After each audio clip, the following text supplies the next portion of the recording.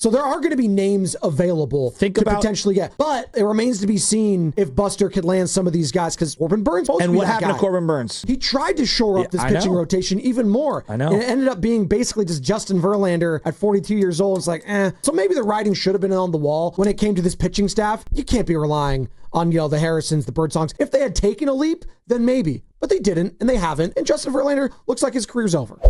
I'll say this. Pretty optimistic when it comes to just everything, JP Morosi. He's an optimism kind of a guy. But this is him talking about the Giants, saying the vibes haven't been like this in over a decade post-Devers deal. This is back a month ago, JP Morosi, MLB Network.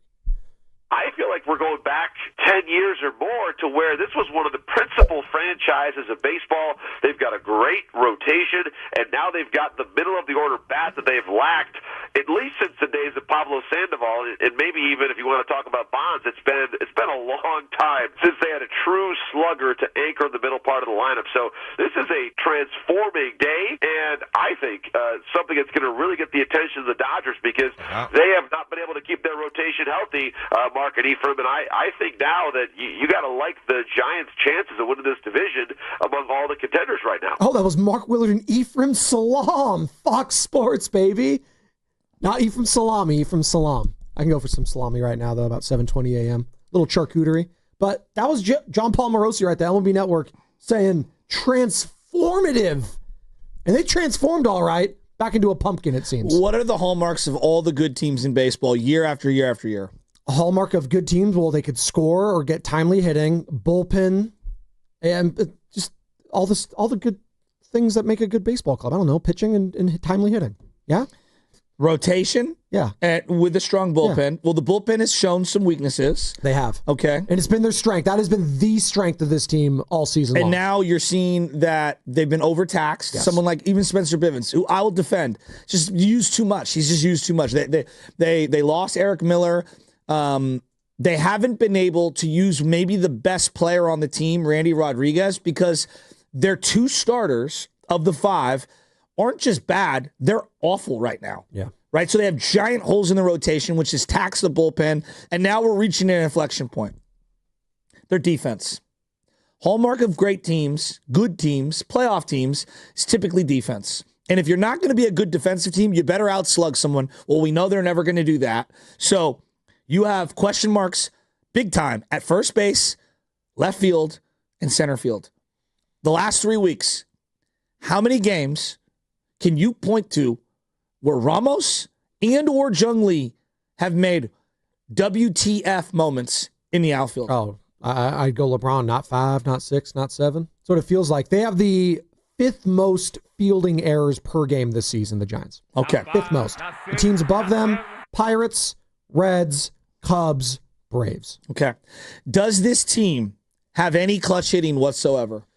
It felt like they did at one point, but even then, I thought the one home run they had with Patrick Bailey, who couldn't hit water if he fell out of a boat, we all thought that was going to galvanize the team, Joe. They're one of the worst hitting teams with runners in scoring position in the game. They can't. I just brought that moment up because I'm just thinking about it now. Like, didn't we all come from that game and thinking, wow, that's the game that's going to change everything? We've been waiting for those moments. But that was the outlier, not the rule. Correct. And now they're 1-7 since that moment. Correct. All right. So you don't have clutch hitting. And then, can you win games in the margins?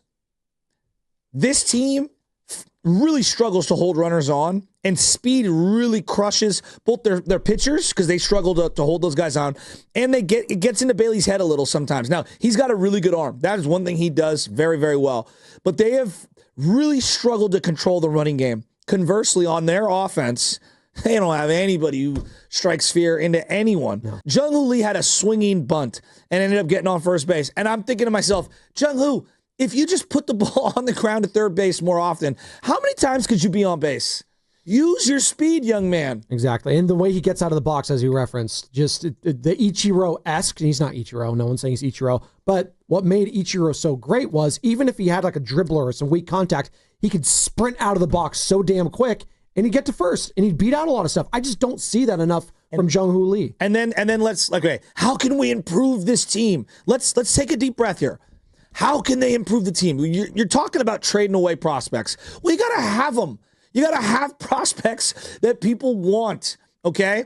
If you're born in the 90s, you're 26 years old, okay? Yeah. By definition. By definition, you are. Okay. Are you considered a prospect? 26? You're too old at that point, right? Exactly. So, but again, baseball's so funny like that. Technically, there are guys like that, like Brandon Whedon. If we're going football, remember how old was he when he was drafted out of Oklahoma 27. State? Oh my God! And he was again. I say that, wasn't he a prospect for the Yankees early on in his career? Yes. So there you go. Okay, that's hilarious. You really don't have any pitching outside of Carson Whisenhunt, who was born in the 2000 year. Okay. Oh boy. And I'm talking about AAA. Yeah, I know. Then I look at their catchers. No, you don't really have anybody. All right, now let's look at their infielders. No, you got one guy. His name's Bryce Eldridge, born in 2004. There's nobody else that anyone wants out of that. And that includes Reggie Crawford, a first-round pick, who is now only playing infield and isn't pitching anymore. But he's out with a torn labrum, and he's missed missed 2 full seasons, basically, of his entire career. Then let's look at your outfield. Do you have anything in the outfield that anyone will want at AAA? Okay.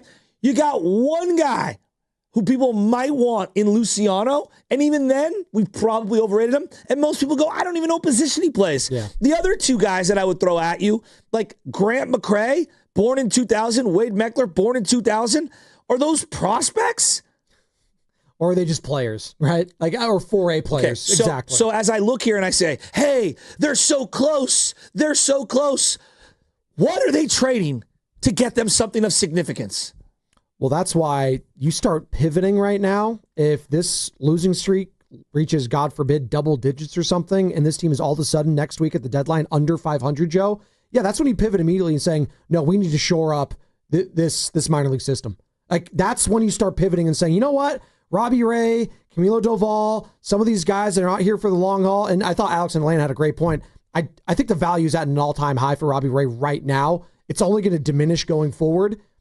You potentially look, he has one more start under his belt. But who's going to pitch for you next year? As I just referenced, okay, conceptually, I agree. Robbie Ray can net you the best haul back in return. We agree on that. But my question to you is, anyone who wants to trade him, okay, what are you getting in return?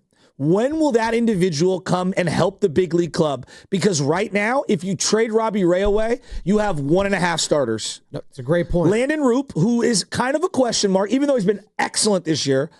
And then you have Logan Webb. That does not make a rotation. So the 2025, let me see. I got the MLB free agents coming up here when it comes to pitchers. All right. So you got the Dylan Ceases of the world, the Framber Valdezes of the world. I think Zach Gallen might be up for that. So there are going to be names available to potentially get. But it remains to be seen if Buster could land some of these guys, because Corbin Burns was that guy. He was supposed to be that guy. And what happened to Corbin Burns? Tommy John, out for the season. Now, that seems like a blessing in disguise now, but Buster tried to I wanted him. He tried to shore up this pitching rotation even more. I know. And it ended up being basically just Justin Verlander at 42 years old. It's like, well, that's kind of rearing its ugly head. So maybe the writing should have been on the wall all season long when it came to this pitching staff. That you can't be relying on, the Harrisons, the Birdsongs. If they had taken a leap, then maybe. But they didn't, and they haven't. And Harrison's still talking AAA. And Justin Verlander looks like his career's over. One of their big missteps was last year. They had one of 2 options. Either you're signing Blake Snell to a multi-year extension, or you're trading him away at the deadline. They just had the MLB draft. Do you know that they didn't have a second-round pick? Do you know why? Because they signed Blake Snell for a 1-year deal. Correct. And instead of retaining the individual and keeping him on your team, you let him walk. And because you let him walk, not only did you get nothing in return for him, you lost a draft pick. Is this a team, as I went through their AAA roster, is this a team that could use desperately a second-round pick, a high second-rounder? Are you kidding me? They need all the depth that they can get. It's not even close. So now it's a different situation because you have an extra year of team control. You have Robbie Ray. To me, it's very simple. Either you are extending Robbie Ray in the short term, like meaning in the next 2 months, or you are trading him away at this deadline. Either you think you can get him on a 2 or 3 year deal, or you're moving him. It's one or the other. And I hope that they keep him because right now they have no pitching.